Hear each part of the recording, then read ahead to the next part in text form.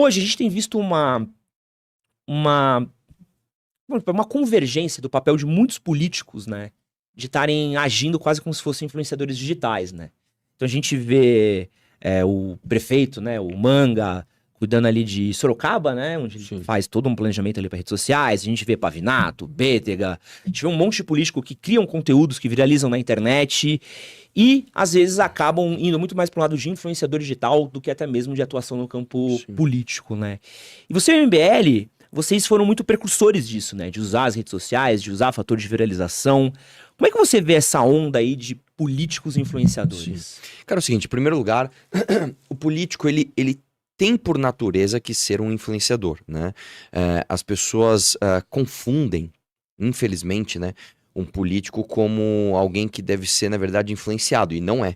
Né? Um político, na verdade, você escolhe alguém como político justamente para ele te representar. Você olha para uma pessoa e fala, cara, esse cara, ele pensa como eu penso. Então, eu vou dar a ele a licença para institucionalmente votar em leis, fiscalizar orçamento da forma que eu faria, mas não tenho tempo porque eu sou, sei lá, padeiro, eu sou qualquer outra coisa. Você tem a sua atividade laboral, você não tem tempo para isso. Então, o político, na sua natureza, ele é de fato um influenciador. Ele é um cara que, olha, cara, eu penso sobre isso, eu entendo sobre isso, eu dedico a minha vida para entender isso e eu acho que a gente deve ir por aqui.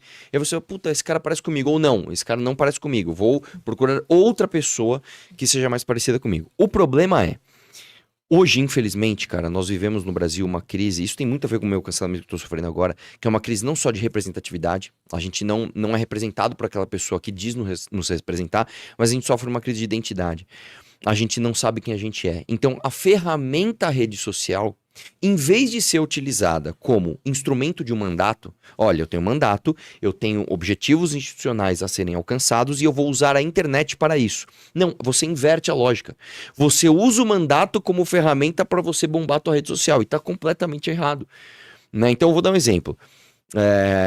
Ninguém tem mais autoridade no Brasil pra falar de fazer show do que eu, cara. Modéstia à parte, assim, eu fiz os discursos mais famosos da história da Assembleia, eu chamei muita atenção quando eu fui deputado e eu usei tudo isso pra canalizar pra resultados práticos. Né? Então eu, quando fui deputado, cara, não quero ficar aqui, né, me vangloriando, mas eu sozinho barrei o aumento dos salários fiscais de renda, ajudamos a aprovar a reforma da Previdência Estadual, eu travei um contrato de publicidade da Lesp de mais de 30 milhões, eu acabei com o auxílio peru dos funcionários lá de mais de 10 milhões, eu acabei com aumento para deputado, aumento da verba do gabinete para deputado alugar carro melhor, enfim, a gente fez uma série de coisas e ainda aprovei 3 projetos.